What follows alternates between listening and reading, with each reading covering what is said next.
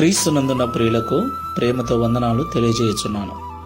మార్చి నెల 2వ తేదీ 2025.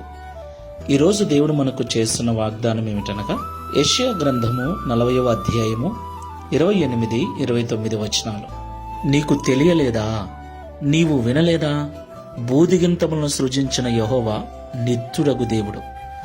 ఆయన సొమ్మసిల్లడు, అలయడు. ఆయన జ్ఞానమును శోధించుట అసాధ్యము. సొమ్మసిలిన వారికి బలమిచ్చువాడు ఆయనే, శక్తిహీనులకు బలాభివృద్ధి కలగజేయువాడు ఆయనే. దేవునికి మహిమ కలుగుగాక.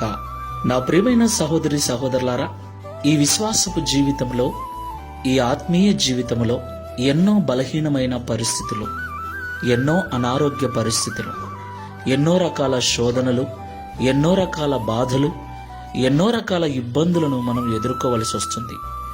ఈ ఆత్మీయ యాత్రలో ఎన్నో రకాలుగా పడిపోతూ ఉంటాం, ఎన్నో రకాలుగా కృంగిపోతూ ఉంటాం. అయితే మనము కృంగిన వేళలో, బలహీనమైన వేళలో, పడిపోయిన స్థితిలో మనకు బలమును అనుగ్రహించి కృంగిన మనలను తిరిగి లేవనెత్తగలవాడు మనం ఆరాధిస్తున్న దేవుడని మనము ఎన్నడూ మరవకూడదు. భక్తుడు అంటున్నాడు, నీకు తెలియలేదా? నీవు వినలేదా? నీ దేవుడు బలవంతుడని, నీ దేవుడు నిత్యుడగు దేవుడని, నీ దేవుడు నిన్ను ఆదరించి నిన్ను పోషించే విషయంలో, నిన్ను కాపాడే విషయంలో సొమ్మసిల్లడు, అలసిపోడు అని నీకు తెలియదా? సొమ్మసిలిన వారికి ఆయనే బలమిచ్చువాడని, శక్తిహీనులకు బలాభివృద్ధి కలగజేయువాడు ఆయనే అని నీకు తెలియదా అంటున్నాడు. నీవు వినలేదా అంటున్నాడు. ఈ మాటలు వింటున్న ప్రియ సహోదరి సహోదరుడా, మన ఏ స్థితికైనా ఆయన చాలినవాడు.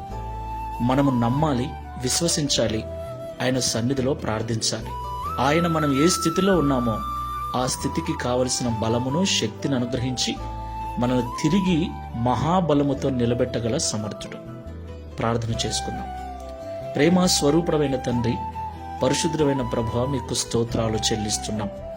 నా తండ్రి, భక్తుని ద్వారా శ్రేష్టమైన సంగతులను మాకు తెలియపరిచినందుకు స్తోత్రాలు. మా ఏ పరిస్థితికైనా మీరు చాలినవారని, ప్రతి పరిస్థితిలోనూ మాకు సహాయం చేయగల సమర్థులని మరొక్కసారి మాకు తెలియపరిచినందుకు స్తోత్రాలు.